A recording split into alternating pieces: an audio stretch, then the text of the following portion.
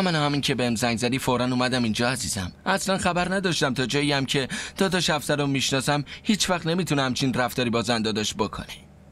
دقیقاً همینطوری. ولی من حس میکنم زن داداش خیلی بزرگش کرده.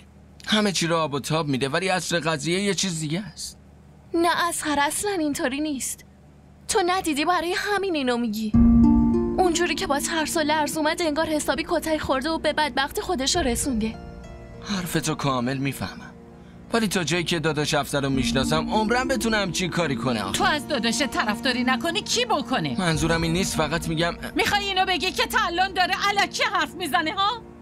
همه چی رو بزرگش میکنه؟ نزن عمو جان، اصلا منظورش این نبود.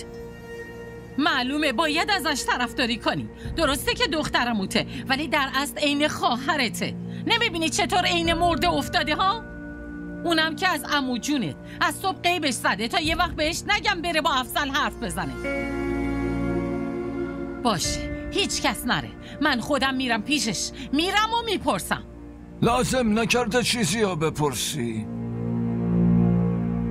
اگر نه مثل من سرتو بالا نمیاری. چرا سرمو بالا نیارم؟ مگه جرمی کردیم؟ بچم این گنجش به خودش میپیچه. حس میکنم تا میتونسته کتکش زده. نمیذاره بهش دست بزنی. از صبح دارم میگم بریم دکتر ولی اصلا به حرفم گوش نمیده. با چه رویی بریم پیش دکتر؟ با چه روی؟ دختر دکتر نمیخواد، دعانویس میخواد.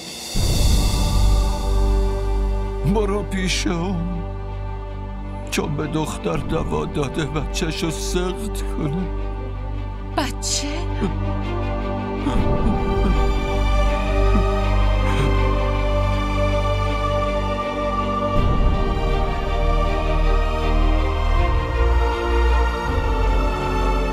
از ریکشا؟ کجا رفته بودی؟ بعد تو این کیف چیه؟ نه ولش کن، چیزی نیست.